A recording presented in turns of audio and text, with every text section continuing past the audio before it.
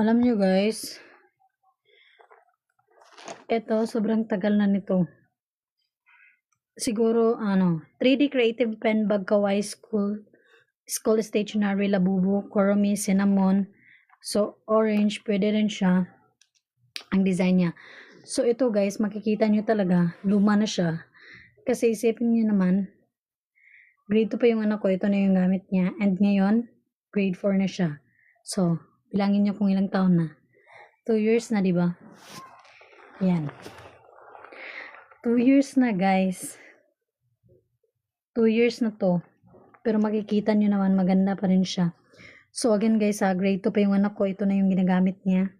And anong grade niya na ngayon? Grade 3, grade 4 na. So 2 years na guys, pero matibay na matibay pa rin siya. Ganyan siya katibay guys. And alam nyo ba, naka-sale to ngayon? Naka-sale to ngayon. Naka-sale siya ngayon guys. Sobrang mura na nito. Bili namin noon is nasa mga 180 or 200 to. Ngayon 66 lang guys kasi naka-sale siya ngayon. Ganyan siya kamura. Ang ganda nito guys.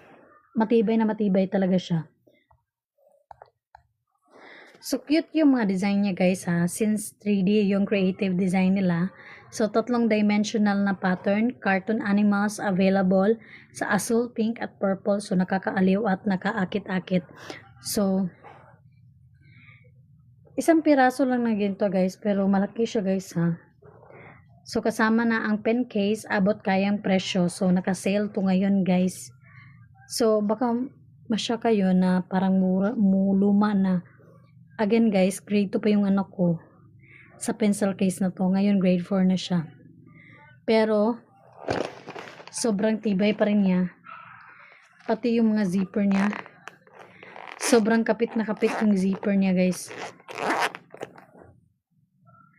So maganda siyang regalo para sa mga kaibigan. Perfect para sa mga bags to school. Pero rin sa mga anak nyo.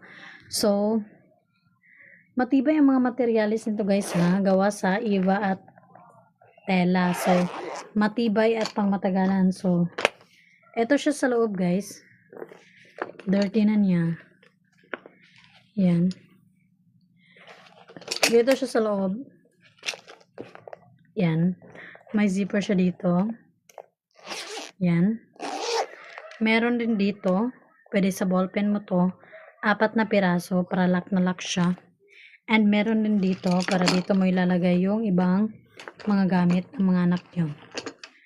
So, organisadong solusyon tamang-tama para sa mga estudyante. Nag-organize ng mga panulat at gamit. So, madali siyang mahanap ang mga gamit. So, nakakatulong siya sa pag-aaral. Sakto ang sukat nito nasa 22.5 by 10 cm. So, sapat siya na espasyo para sa mga gamit. Madali siyang ilagay sa bag at hindi siya kumakain ng maraming espasyo. Matibay ito siya guys. So, yan. So, ang last guys is, alam nyo ba, itong susunod na product natin guys.